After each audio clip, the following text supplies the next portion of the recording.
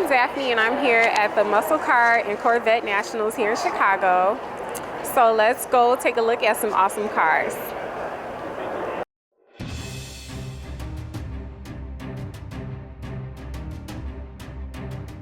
So you have all the creature comforts, yet you can you have the horsepower to go to car shows, enjoy it on a daily basis, but it really turns people's heads.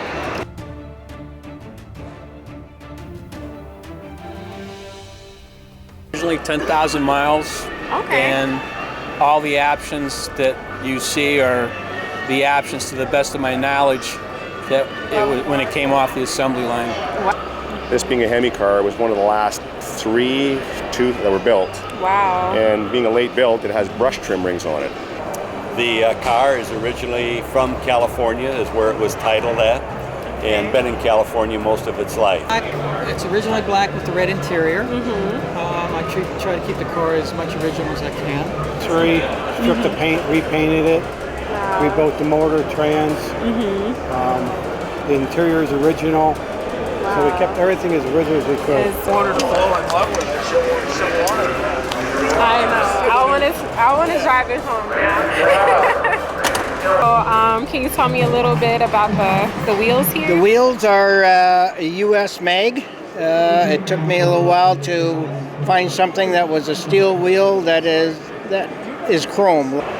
So, how long have you had it for again? She bought it in 1972, so she's had it longer than she's had me. Wow, that's really cool. What attracted me to this car was obviously the black color. It's hard to find an original black 69 Camaro. They didn't make a lot of them. But it's a solid wheel without the trim ring, so it gives you a deeper dish and it gives you wider tires on it, and so it handles a lot better. When you're driving, it makes it look like there's, light coming out of the hood. But it also helps to kind of accentuate like what's under the engine compartment. Air conditioning lines, the radiator hoses, all these components, everything on there is new old stock. Very hard to find those kind of parts these days. I try to drive it as often as I can. I didn't build it to look at it, I built it to drive it. To me, driving them is more of an excitement than just looking at it. So I see you have painted the hood of this car, or from a car.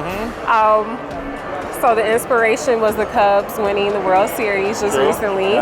This car actually has a Protecto plate, so it's actually a true 71 car. This car retains its original motor, transmission, rear end, carburetor, and distributor.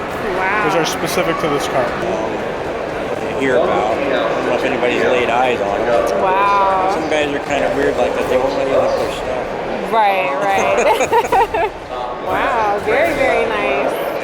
In fact, a few weeks ago the car was down at Don Gowers' show in Florida and finished both on Saturday and Sunday best in class. So I'm real proud of that.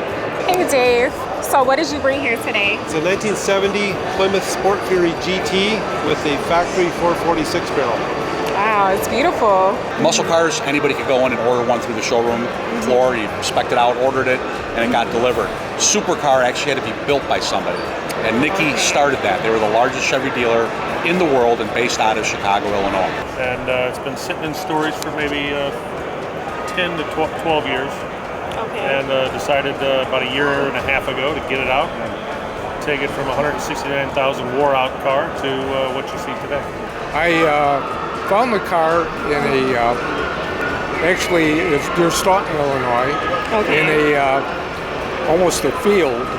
We brought a recently finished 69 Charger I built for a client in Michigan. Kind of a little bit of a nostalgia story involved with the build. Wow. So was this the original? No, the original color was white. It is a pace car because the original engine was a 396 turbojet.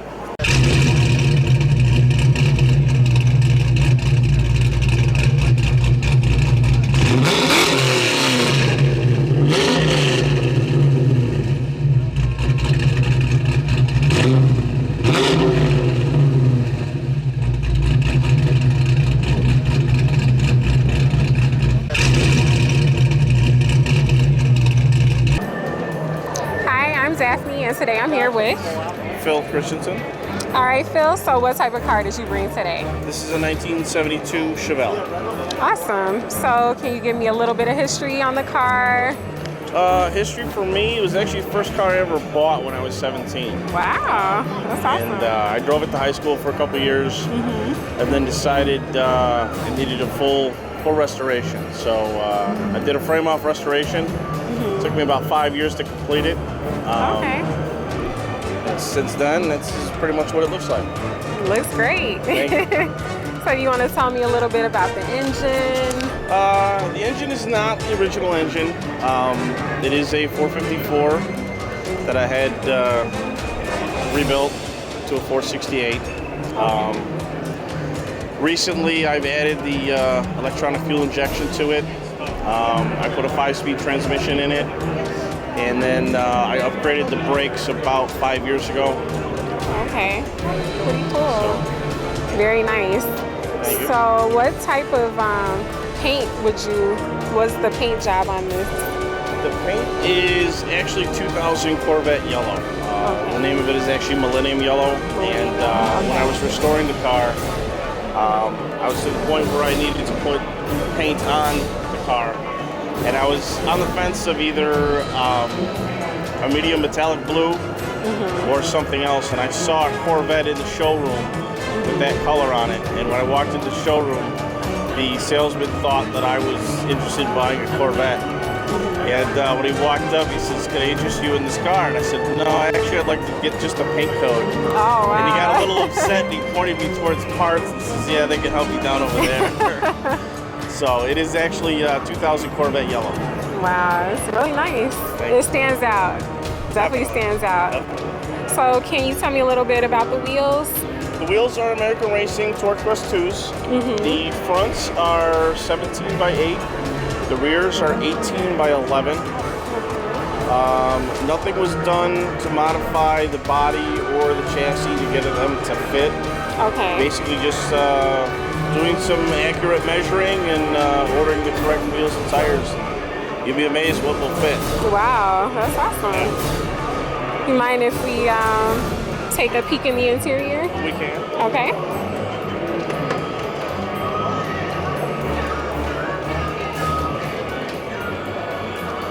It's beautiful. I ordered a custom shifter ball from Speed Dog. And what was funny is after I ordered it, I noticed probably about 6 months later in their advertisement, they had that ball as one of their advertised models. Oh, that's pretty cool. Little details. Right. So, about how many miles are on here? Since the restoration, I guess about 40,000. I try to drive it as often as I can. I didn't build it to look at it. I built it to drive it. To me, driving them is more of an excitement than just looking at it, even though, I mean, you come here to the car shows and stuff. But, to me, the ultimate is driving it. So I tried to build it as a driving machine. Yeah, that's awesome. Do you let anyone else drive it? Or? I have let a few people drive it. The funny thing is that a lot of my friends are afraid to drive it. It's a little intimidating. They've gone for rides in it and they understand what's under the hood power-wise, and they're a little intimidated by it. I said, hey, if you're scared of it, you shouldn't want to drive it. Right. I totally understand that. That's great. Have you taken it to the track at all? I did take it to the track when it had an automatic in it. Okay. I upgraded to the 5-speed manual a few years ago. It ran 1150, just the way it sits. I modified nothing. I didn't change anything. I didn't put any race fuel in it or anything like that. I just went to the track to see what it would do. And it was a consistent 1150. Wow, that's awesome. Not bad for a street car. Not bad at all. It's not the fastest, it's not the slowest. Right. It's all right. It's very nice. Thank you. Definitely something to be proud of. Thank you. All right, well, thank you so much for showing us your car and letting us do the interview. Yeah, take care. All right, thank you. US Classic Muscle Cars thanks you for watching our videos. Hi, everyone is welcome to share the videos on their Facebook page. And please make sure to check out the Patreon website. And also please subscribe to our YouTube channel, US Classic Muscle Cars. Please, please, please subscribe. We appreciate it.